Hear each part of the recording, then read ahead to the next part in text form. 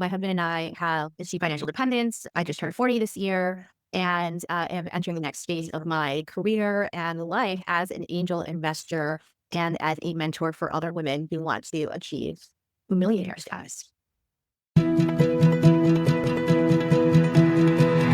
This is the Angel Next Door podcast, where we will talk about all things angel investing, what it is, who does it, how do we find them, what does it mean to invest in an early stage company. If you have ever wondered how you can affect the change you want to see in the world, then tune in to learn more.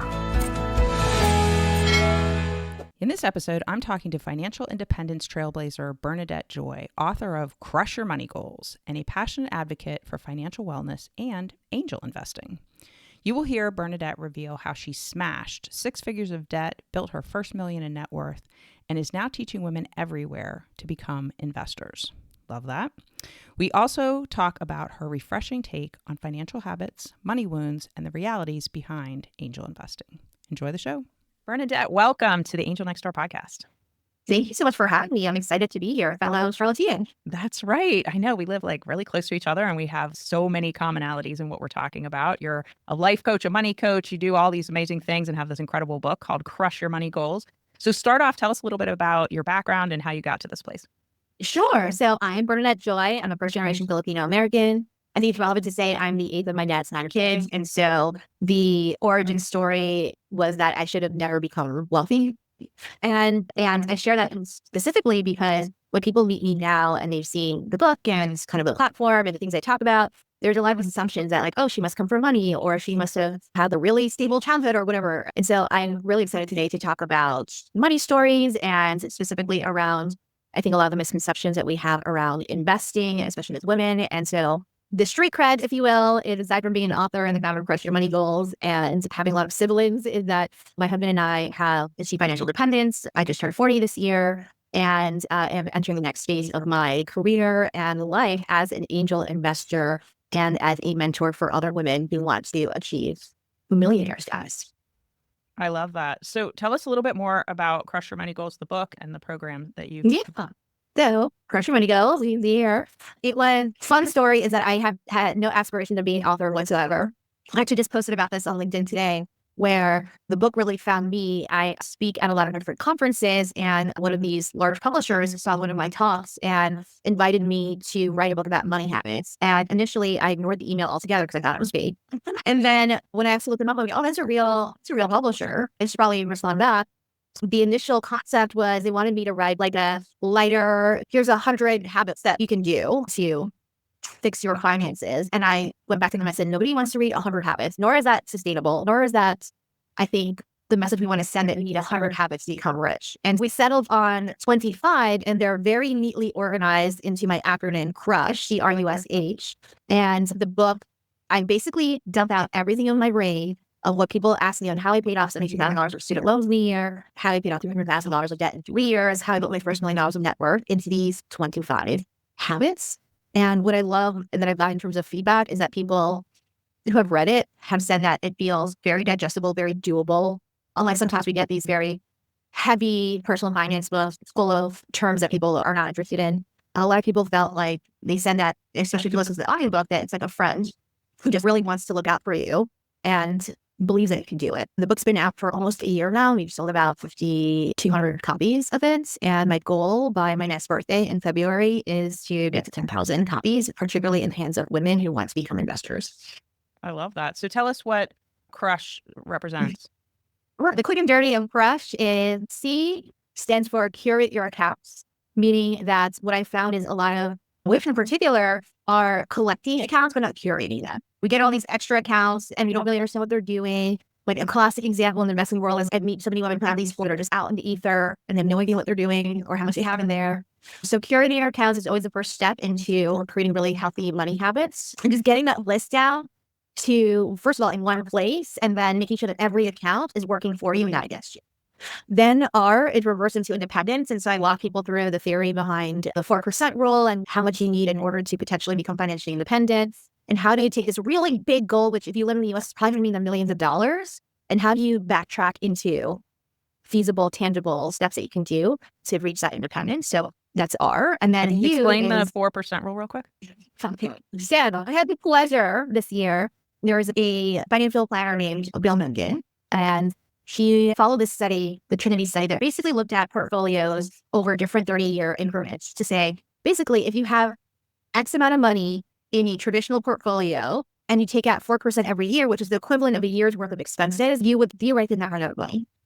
That's like the quick and dirty of it. I hope I didn't justice. The sign up that I'm going to go on this is that I was so excited because I get this year on LinkedIn, I did a LinkedIn request for LinkedIn. And I was like, wait, like Bill Bengen, like the guy who wrote this rule that changed my life. And so he said, I've heard about you and I heard that you talked about my rule in your book. Would you want to do an interview? I was like, absolutely. You're like my Beyonce. And so I met him this year and he was so lovely and so smart. And I learned actually, this is something that I'll probably update if I write another book, is that he explained the origin of it. I have it on my YouTube channel if you want to check out that video. That 4% rule is actually quite conservative.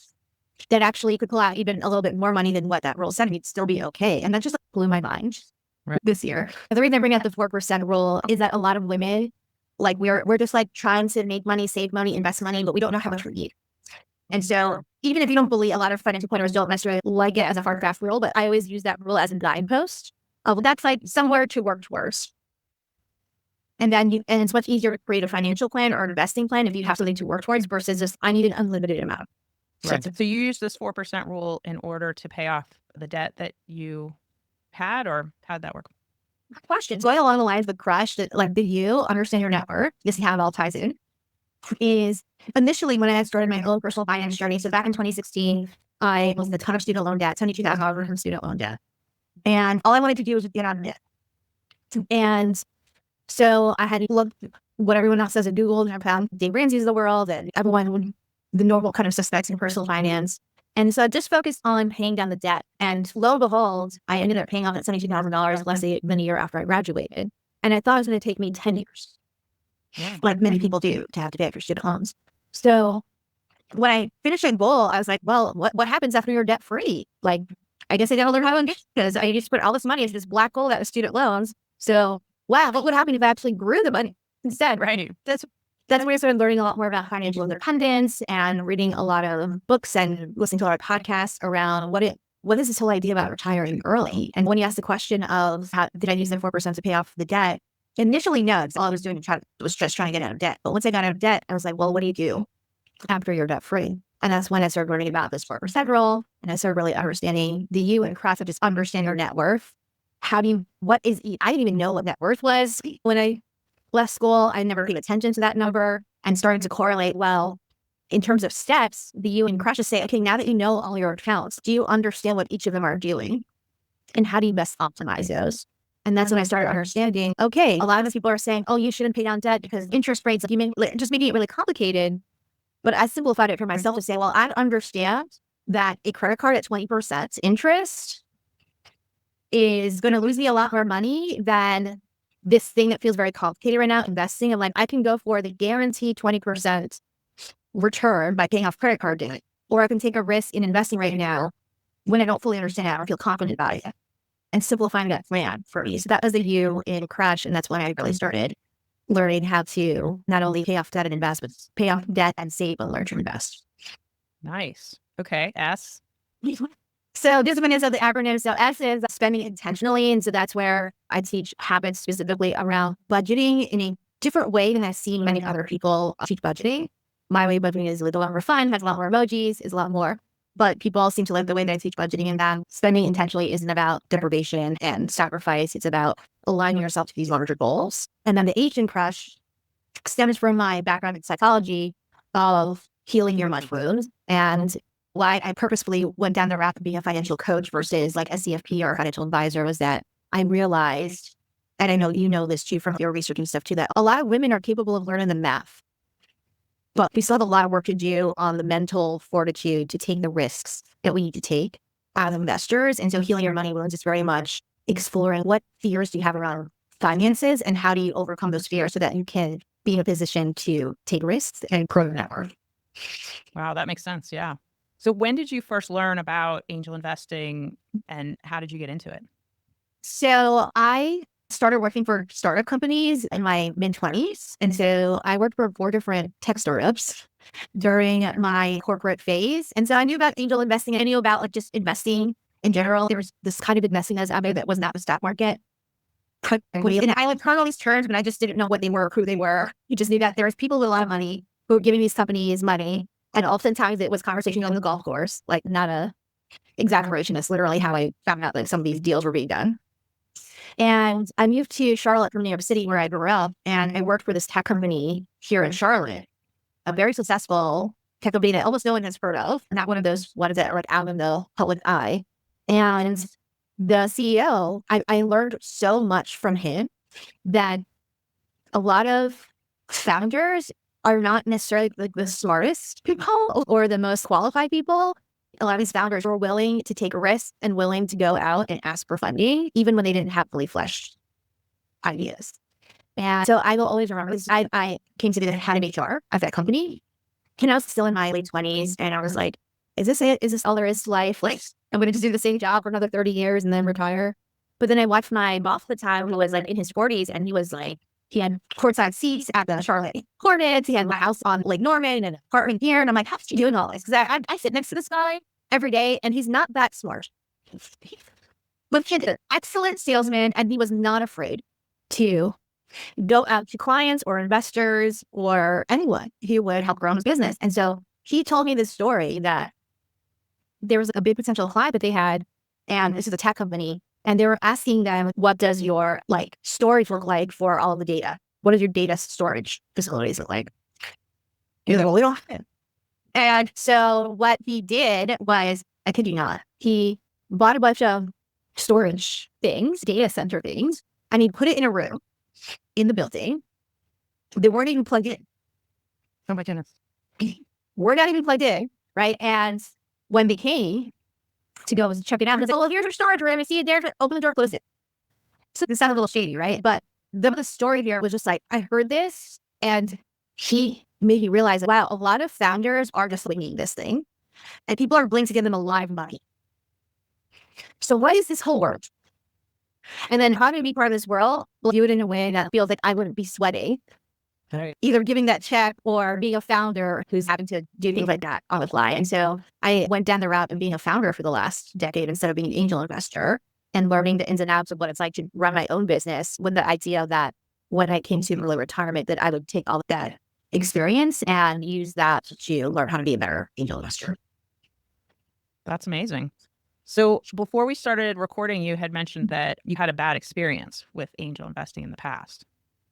So what was that I like? did. So when I first came out of debt, and then my husband and I, did kind of the things that we're supposed to do for a regular investor kind of thing. Like we both maxed out our 401k, and then we both maxed out our IRAs. And then I was like, and then we're putting money into the brokerage. And at the time, Bitcoin, everyone's like, Bitcoin. And I'm like, I don't understand Bitcoin. I don't like it. So I want to do that. So what else can I do to invest money? And so I was like, this whole angel investing thing.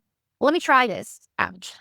So here in Charlotte, they still have this. There's this regular meeting every month called Pitch Purpose, right? Where founders come and pitch, like there's a large audience, and there's a fake Shark Tank giving feedback, but no one's actually exchanging money. And so I went a couple times, and I would sit there and be like, if I were to give money, what would be my feedback? What would I say? What would I do? And so I would just practice that way. And long story short, I started to build the courage to go out to these founders and say, hey, I have money to invest. I'd love to hear more about business. And so one of these was a healthcare tech company, and the guy had all the right credentials. Like he'd worked in the industry before, he was saying all the right things. Turns out he was a friend of a friend, just coincidentally. And not a large check, but he convinced me to write a $5,000 check. And at the time, to me, to this day, $5,000 is still a lot of money to just hand over to somebody. He convinced me, and it was in the healthcare industry and managed services. And within weeks, the money was gone. The business was shut down. Oh my goodness. Within weeks. And it turns out because the CTO, their CTO, who I never met, which in hindsight, I should have met the CTO. But at the time, I was like, oh, but my check is so small. Do I have the right to ask the CTO for a $5,000 check? Or I should have met the CTO. When the CTO like basically right off the and the data. Oh dear. The founder was completely blindsided by it. He felt terrible about it. He did the right thing, and he put in a court to pick me back. So what I did at the time when I was still running my own business is, well, why don't you just do some consulting work for me and bill me that amount to you, all my money back. So at the time I was looking to build a new software for my company. And since he had a software background, I had him do the research for all these different softwares and giving me the full presentation of what all these software should be. And so I share that story. I actually didn't even think about it until I realized I was on the podcast and I was like, what did he not start investing sooner? And I'm like, oh yeah, because that time I was so mad. I was so mad. And I'm not even mad at him. I was mad at myself that I did not do enough due diligence. I just was like, oh, he looks the parts and he's saying the right things. And I didn't ask the right questions. And so I thought angel investing was not for me. But now I'm looking at this new phase of my life. I realize like I have a lot more experience. I have a lot more knowledge. I have a lot more confidence. I'm not afraid to ask tough questions. And so this time around, it feels very different. That's amazing. Yeah, I don't hear about that super often where one of the founders just leaves and the business doesn't survive a couple weeks after the investment is made. But it's a pretty abnormal situation for sure. Yeah, that would leave a pretty bad taste in your mouth, I guess, for yeah. angel investing for sure. Okay, so things have started to turn around. You're wiser. You have all this business knowledge now. So now you're ready to help companies. You're ready to make investments. Tell us more. Yeah. So Crush Your Money Goals. It's been a platform that we've been building over the last 5 years. I say platform, like, I don't even know if that's the right word, but my mission, we'll say, is they've had 2 prongs to it. So there is the Crush Bootcamp, which is based off of everything I've taught in the book, where I am training people, particularly women, on how to be better at their personal finances in order to prep them to become better investors. And so they work on things like paying down their debt, and making sure they have enough savings, and then learning about basic investing like into a 401k or into retirement plans. And then with the hope that some portion of these women, when they reach the qualification to become an accredited investor, i.e. make 200K individually, 300K as a couple, or $1 million in net worth, that they have all the foundations in place so that they can make really good choices and become investors back into other, in particular, founders who are women or communities of color. That's like a big place where I'm spending time. So there's a Crush Bootcamp that is hopefully raising the next generation of investors. And then I have my Flow Your Work Accelerator, which is people who've actually graduated from the bootcamp who are running businesses, who I've been working with now for at least 3 months, 6 months, a year. And now they're growing businesses. And the criteria in that is you are someone who is making at least like 250K in your business annually, and you want to scale up to be able to retire early. Which is actually very different from most other accelerator programs. Because accelerator programs are like, you're going to keep working like a horse until you make us all like millions of dollars. And my version of it is I want founders who have an eye on early retirement, because I realize that founders who build a business that can operate without them build better businesses. Yes, that's a good way to put it. Yeah. This past year, I've had about like 12 companies come through it, and some worked out, some haven't, some are still to be seen. And my thesis around the people in there, and this is why I love that they've all been like graduates of the bootcamp, is I feel confident that if I were to give them a check, that they have the financial foundations to be able to not run away with money. But the particular areas that I've been focusing has been infrastructure, healthcare, mental wellness, and social justice. All of these companies have followed those different areas. And it's very, not only like interesting for me from an intellectual perspective, I love solving problems with their business and helping them, coach them, but also be a mentor and also be a resource. So I'm not the only funder that might be interested, but also like they become people that have become friends and become people that I foresee being part of my life and vice versa, like for a long time. So it's a different vibe than I've seen. And I've been through a lot of accelerator programs myself. And this is the only one that I know of that actually focuses on their net worth, not just their revenue, and also focuses on how do you build a business sustainably and not work yourself into the ground to build it. So basically teaching them how to build their business and getting them to the point of being able to retire early. Yes. So what's clear this year is the goal for them is that they minimally must make 250 revenue annually just to like, we're not thinking people are just like brand new into building a business. There's no early stage. Everyone's been doing business for a little bit. I don't have anyone in AI because I get a lot of AI people that are interested in that sector. So they have to have a goal of having revenue between $250 and $1 million, but they have to personally invest $100,000 every year into their own net worth, which can be to grow the value of the business. It can be into retirement. It can be paying off debt. And I have a client who has a ton, like 300,000 of student loans because they have 5 degrees. So there's this parallel thing that's happening where, and I learned this for myself, was that my business, for example, like I also grew $1 million of revenue in my own business. But the difference that I've shown people is that, I've also grown my net worth $5 million in the same time frame. And obviously I spent money in that revenue. Like, it didn't just bank that whole thing. So how did that happen? It's because there's also a combination of diversifying into other investments as well. And so I'm teaching these founders like, hey, I want you to focus on your business as your main investment, but you also cannot go broke doing this. So what are some of the trends that you're seeing out there? I know at one point we were talking about like the accredited investor definition. There's a lot of women that don't even know that they hit that benchmark. I actually hate the fact that we call it an accredited investor, because sometimes people hear that word accredited and they think, oh, I have to take a test or I have to prove something, right? Yeah, they think that there's like something they have to do, right? Yes. On that note, I coach a lot of women who have learned how to make good money, but don't know how to keep it. I coach a lot of executives who make $400K a year, $500K a year, and have never heard of accredited investing, and it makes me crazy. And then there's still a lot of trend. There's a lot of people that I coach who just want to jump into investing, that just want to like fast track to wealth, but then are holding on to a ton of consumer debt. That makes me crazy. And the way that I've got people to think differently about it, because every time comes to me wants to learn about passive income. And like I posted recently that I'll probably make about 40K in like dividends this year. It's enough to pay for my rent. No. And people find that fascinating, right? And so everyone wants to know, well, how did you do that? I'm like, well, it took me 10 years and I became debt free. And because I became debt free, I have nobody's passive income anymore. And that gets people thinking. Like, and I've said to people, your credit card debt is their passive income. That is an interesting way to look at it. I had not thought of it like that before. Yeah, most people have not, right? Let's learn to make passive income. But I'm like, but why are you trying to make money over here when it's going to let it bleed out at 20% interest on the other side? And they have to do nothing. Yeah. Nothing to get that money from you. So that's been the trend. But I am trying to beat that into people's brains right now, because credit card debt, I've written a lot of articles in Forbes and Bad Grade this year of like, credit card debt has been atrocious. And now with buy now, pay later and all this other stuff, it's just not good. So the debt is a thing that will continue to trend, unfortunately, until we wrap our arms around it. And then within the angel investing space, so I mentioned this earlier, I get a pitch almost daily of, hey, I am the founder of this business, of this problem nobody asked to solve with AI. And I wrote this in threads one day, and so many people like responded to it and they agreed with it. I was like, I'm so tired of these businesses that are popping up for, again, problems that nobody asked to solve. It's, oh, how do we deliver pizza even faster with AI? I'm like, well, how about people are not eating right now altogether? Like, why don't we solve that problem with AI, right? So that's a big trend that I've been seeing of like a lot of founders who think that they have attached the words AI to it and they're just gonna get a bunch of money, Right. but they don't have a good business plan. It's a problem that doesn't have a huge market. I got a pitch for a new device on how to empower your meditations with AI. I'm like, you know what's great about meditations? That it's unplugged. Nice, device free. Why I'm meditating is to be device for it. This sounds like the worst thing to me. So I'm sounding a little bit critical here, but I am hosting a summit in May in Charlotte for people in personal finance and people who are thought leaders.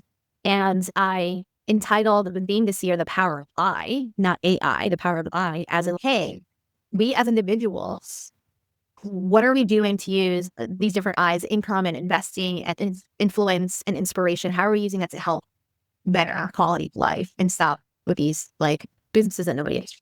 Yeah, totally. I love that. The power of I. Like, I can do more. We can do more as people, not necessarily with so much technology. Okay, so that's a big focus for 2026. Anything else happening in the new year? I mentioned this to a friend today. So my husband and I was 40. I did a whole bunch of things off of my bucket list. So outside of investing, I'm who am I as a person? Turns out I really love improv. So I'm doing another improv show next year. I finally learned how to swim. I never used to swim until this year. I went to the local Y here and finally learned how to swim. And my husband and I just bought our potential retirement home in Las Vegas. Nice. And so we're going to be trying the bi-coastal situation and see if we like it, and starting to try some of what could I retire early? What would that look like? I went to, I'm sure the story, because I went to Dave Ramsey headquarters last year and I had gotten into a debate with one of his personalities where I talked about, hey, I'm planning to retire early. And he goes, well, I don't know why you do that. And you would be so bored that you'll just want to go back to work, whatever. And just was just like poo-pooing me wanting to try to retire. And I said, well, you know what? I'm willing to give it a shot. And if I hate it too much, then I'll just go back to work. So that's the thing for 2026 is the focus is around angel investing, around figuring out what I want to personally invest in, not just money, but time and energy, and then just being an auntie. Yeah. So I'm moving on to, I'm having a place in Vegas because my niece and nephew live out there, and so I want to spend more time with them too. Excellent.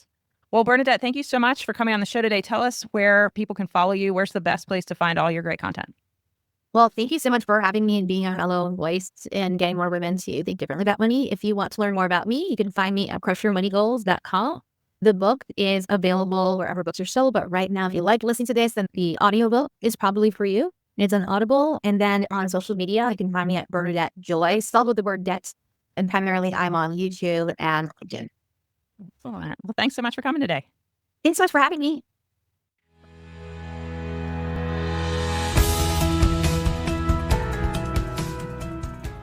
Thanks for listening. To connect with me, visit my website at marciadawood.com. And please subscribe, follow, and leave a review. It helps the podcast get seen by more people. And remember, you can also find the Angel Next Door podcast on YouTube too. And if you're looking to learn more about investing in the changes you want to see in the world, sign up for Ann and Bill Payne's ACA Angel University classes. Go to theangelcapitalassociation.org, all one word, to find out the schedule. And classes are now available on demand. Many classes are offered, everything from angel investing basics, which include fundamentals, risk, due diligence, term sheets, valuations, returns and portfolio strategy, and even a class on group formation. There's even a deeper dive where you can get advanced classes, including capitalization tables, startup boards, and exit strategies. If you're not already a member of the Angel Capital Association, you can become one for a low price that will give you unparalleled access to discounts, free webinars with a huge archive of content, networking opportunities, and much more. We'd love to have you join us.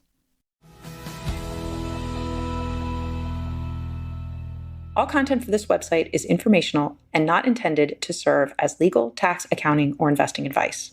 While Marcia, that's me, does serve on the SEC Small Business Capital Formation Advisory Committee, my views are my own and not the views of the SEC or my fellow colleagues on the committee. Our speakers and hosts are thoughtfully selected for their educational value, but their opinions are their own and do not necessarily represent the views of the host, me, or the Angel Capital Association, and neither specifically endorse the use of presenters' products or services. Listeners of the podcast should consult their own tax, investing, legal, or accounting advisors before making important financial decisions. All warranties, including accuracy, completeness, and suitability for specific purpose, are disclaimed.